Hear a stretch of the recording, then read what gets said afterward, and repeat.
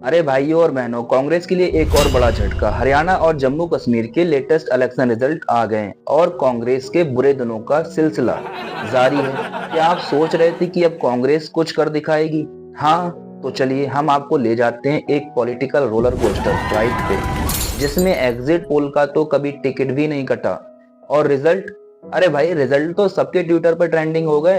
कांग्रेस की मजबूत तैयारी का रिजल्ट फिर से हार। जी हाँ दोस्तों, शुरू करते हैं हरियाणा से, जहां कांग्रेस का सपना था बदलाव का, लेकिन रियलिटी थी फिर से हार का। आपको याद है जब 2014 में बीजेपी ने हरियाणा में एंट्री की थी, तो कांग्रेस के सीनियर लीडर्स कह रहे थे ये तो एक बस छोटा सा मोदी वेव है, इट विल पास। हाँ जी बिल्कुल, वैसे जैसे हमारा मंडे मोटिवेशनल पास होता है, 3 दिन में थक हार के बैठ जाते हैं। लेकिन ये मोदी वेव तो भाई साहब सुनामी निकली। और अब 2024 के चुनाव में तो कांग्रेस को हरियाणा में लगता है अभी भी वो पुरानी 90s वाली स्ट्रेटेजी काम करेगी। अरे भाई, नए जमाने की चुनावी स्ट्रेटेजी अडॉप्ट करना पड़ेगा। आप जो सोच रहे हैं कांग्रेस ने 10 सालों में क्या किया, अब ये सुनो। आइए देखते हैं हरियाणा इलेक्शन का फ्लैशबैक। 2014 के चुनाव में हरियाणा में कांग्रेस ने हिस्टोरिकल फॉल देखा। भूपेंद्र सिंह हुड्डा जी के साथ कांग्रेस ने जाति बेस्ड पॉलिटिक्स का कार्ड खेला, लेकिन बीजेपी ने उनका चक्रव्यूह ऐसे तोड़ा जैसे अर्जुन ने महाभारत में चक्रव्यूह तोड़ दिया था। बीजेपी के 47 सीट्स और कांग्रेस को सिर्फ 15। अरे भाई, ये तो फ्लॉप शो से भी बुरा था। 2019 में थोड़ा ट्विस्ट आया, कांग्रेस ने अपनी फोकस और वोट शेयर बढ़ाए, लेकिन सीट्स का क्या? बीजेपी ने फिर से 40 प्लस सीट का टारगेट क्लियर कर दिया। मतलब कांग्रेस के लीडर्स तो बस एक आक्रोश रथ यात्रा निकालते रहे और वोटर्स का बीजेपी का डेवलपमेंट एक्सप्रेस पकड़ कर निकल गया। भाई साहब, हुड्डा और कांग्रेस के अंदर की पॉलिटिक्स ही उनको बर्बाद कर गई। हरियाणा के वोटर्स ने तो पॉपकॉर्न लेके ये पॉलिटिकल ड्रामा देखा और एंड में मोदी मैजिक छा गया। जी हाँ दोस्तों, और अब आते हैं 2024 पे। कांग्रेस ने बहुत चुनावी रैली की, नए नए सोशल मीडिया कैंपेन चलाए, लेकिन मोदी वेव का फाइनल वर्डिक्ट फिर वही था। बीजेपी एक बार फिर 45 प्लस। कांग्रेस के बस काफी सपने थे, लेकिन जब रिजल्ट आया तो उनको बस एक्सक्यूज, नया स्क्रिप्ट लिखना पड़ा। कांग्रेस की हरियाणा में नाकामियां फैक्शनल पॉलिटिक्स का जादूगर बन गई। अब समझ आया कि कांग्रेस हरियाणा में क्यों फेल हुई। अरे भाई, ये तो एक बिग बॉस के घर बन गया है। उनका भूपेंद्र सिंह हुड्डा और उनके नेता आपस में ऐसे लड़ रहे थे जैसे वहां के सीएम कुर्सी उनका पर्सनल सोफा हो।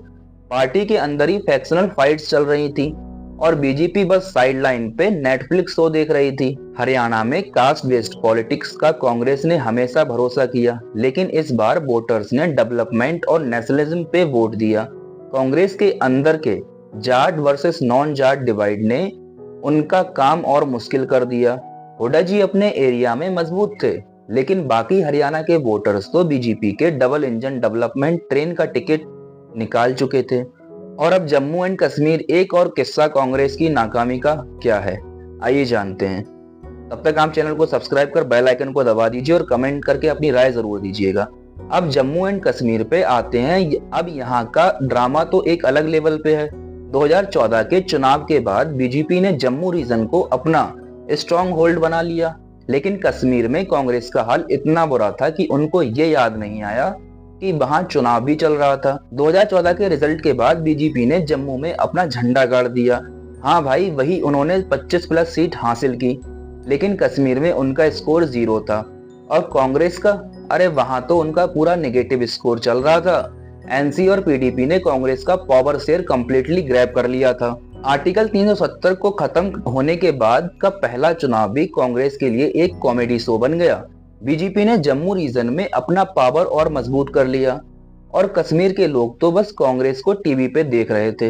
रीजनल पार्टी वहां डोमिनेट कर रही थी और कांग्रेस का स्टैचू था इनएक्टिव ऑन व्हाट्सएप। जी हाँ दोस्तों, और फिर 2024 का चुनाव बीजेपी ने जम्मू में कमाल कर दिया, लेकिन कश्मीर में कांग्रेस आप भी अपने ड्रीम सीक्वेंस में जी रही थी।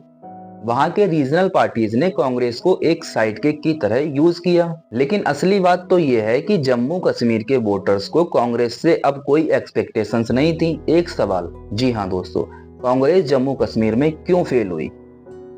जम्मू कश्मीर में कांग्रेस का फेल होने का पीछे सबसे बड़ी वजह थी उनका ग्राउंड रियलिटी से डिस्कनेक्ट होना। कश्मीर के वोटर्स को कांग्रेस के लीडर्स का बस टीवी पे देखने का मौका मिला, लेकिन उनका कोई लोकल कनेक्ट नहीं बन पाए। जम्मू में बीजेपी ने अपने कास्ट बेस्ड और रीजनल बेस्ड पॉलिटिक्स को काफी मजबूत से थामा और कांग्रेस के पास बस अब वही पुरानी स्पीच और फाइल्स थी। बीजेपी का मिशन रिपीट। हर इलेक्शन के बाद कांग्रेस का एक फिक्स डायलॉग होता है, ईवीएम में गड़बड़ है। जयराम रमेश जी ने कहा, ये जो रिजल्ट आए हैं ये ग्राउंड रियलिटी से मैच नहीं करते। अरे भाई, अब तो ईवीएम ब्लेमिंग भी पुराना हो गया। पब्लिक का कहना है कि अगर आप ग्राउंड रियलिटी में कुछ काम नहीं करेंगे तो ब्लेम गेम से कुछ नहीं मिलेगा। कांग्रेस का आखिरी ट्रम्प कार्ड था, चलो वोटर्स को इम्प्रेस करते हैं। लेकिन पब्लिक को अब तो मोदी जी की प्रॉमिस का ही विश्वास रह गया। कांग्रेस को अपनी पार्टी रेस्टोरेटिंग करनी होगी, वरना अगले इलेक्शन का रिजल्ट भी यही होने वाला है।